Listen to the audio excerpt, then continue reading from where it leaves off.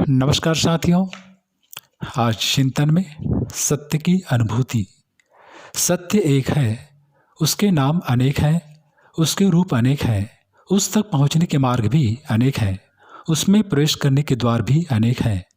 जो नाम में अटकता है रूप पर सम्मोहित हो जाता है, मार्ग के प्रति आग्रही हो जाता है, द्वार पर मुग्ध हो जाता है, वह बाहर ही ठहर जाता है।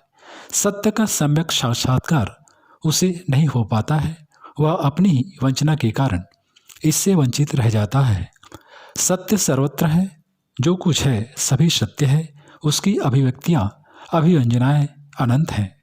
सत्य सौंदर्य की तरह है, सौंदर्य एक होते हुए भी अगणित रूपों में प्रकट होता है, लेकिन इन अगणित रूपों के कारण वह भिन्न भिन्न तो नहीं हो जाता।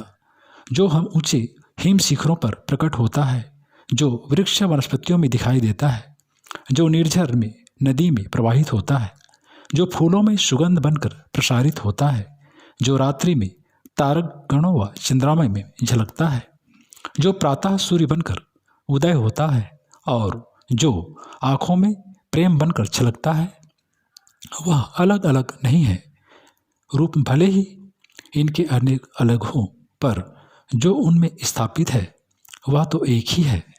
लेकिन जो अभिव्यक्तियों अभिव्यंजनाओं में अटक जाता है, जो रूप पर रुक जाता है, वह आत्मा को नहीं जान पाता। जो सुंदर पर ठहर जाता है वह सौंदर्य तक नहीं पहुंच पाता। इसी तरह जो भाषा से बन जाते हैं वे भाव तक नहीं पहुंच पाते हैं। ऐसे ही जो शब्दों से बन जाते हैं वे अर्थ तक नहीं पहुंच पाते हैं।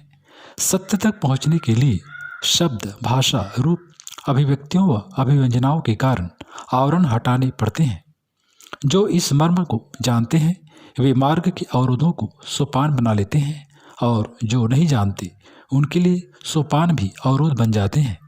इस संदर्भ में हम अपनी स्थिति जाने, पहचाने और परखें। यदि हम अपनी सही समीक्षा कर सकें तो हमें सत्य की अनुभूति भी निश्चित ही होगी।